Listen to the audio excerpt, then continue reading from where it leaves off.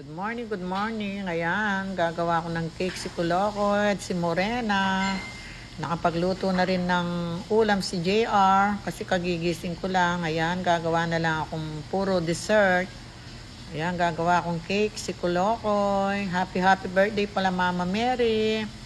Ayan, mamayang hapon po. Kasama kami sa maglalagay ng lei sa Santo Cristo del Perdon sa Capitol po. 4 p.m. po ang mass.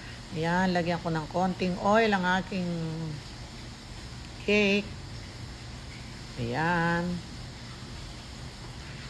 Luluto ko lang po ito sa aking amazing na lutuan. Ayan, nagpahinit po akong konting butter.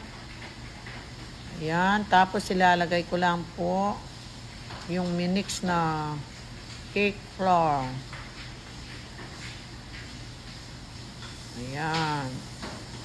Mga 30 minutes lang po. Luto na siya. Lalagyan natin ng topping sa taas. Paggising ni Kulokoy nito, meron na siyang cake. Hindi po siya pumasok, sinipon. Ayan, malapit na. Ayan, konti na lang po. Nakaprepare na rin ang lulutong munggo ni Idol. Today is Friday, munggo day. Habang hinihintay ko, gagawa ako ng gulaman with fruit cocktail. Ayan, yung fruit cocktail, sasalin ko sa linera. Ayan, habang hinihintay ko yung cake ni Kulokoy na maluto, gagawa ako ng fruit cocktail. Gulaman with fruit cocktail. Kagabi po, gumawa ako ng leche flan.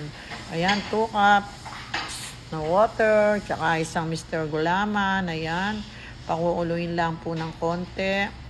Pag nakulo na po, lagyan natin ng isang evap at tsaka isang condense. Magaan lang pong iluto yung gulaman. Wala man pong itlog yan. Pwede rin pala yung gulaman kahit walang itlog. Pero mas masarap siguro kung may itlog. Ayan, pag kumulo na, pwede nang isalin sa ating lianera. Ayan siya, malapit na siyang kumulo. Ayan, okay na siya. Sasalin na sa ating lianera ang ating gulaman. Sandali, nakapagluto ako. Kulang pala yung 3 linera. Siguro mga 5 linera to. Ayun si Kulokoy, kagigising lang. Ayan, nakalima akong linera ng gulaman with fruit cocktail. Ayan ang aking cake. Malamig na siya. Pwede ko na siyang lagyan ng topping sa taas. Ayan, malamig na siya. Ayan, dinagyan ko ng syrup sa taas. Di naman po masyadong matamis.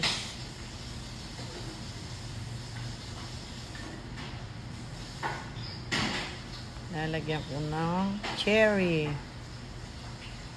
Ayan.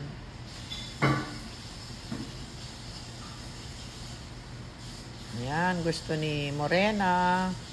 May marshmallow at saka Hershey. Minuto ko lang po yan sa aking kasirola. Hindi ko po linagay sa oven. Yan. Para sa mga bata lang naman. Ayan siya.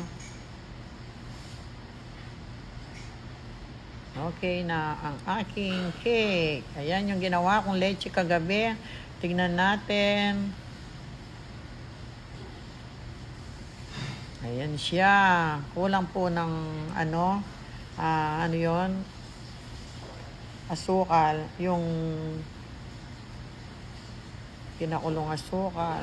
Ayan, nakalima ako. Nakatatlo akong ginawa ngayon sa sandaling oras. Ayan, okay na yung aking cake. Naghihintay si Morena. Ayan. Thank you so much for sharing at for watching. Bye. Ayan. Thank you. Ayan naman ang aking gulaman.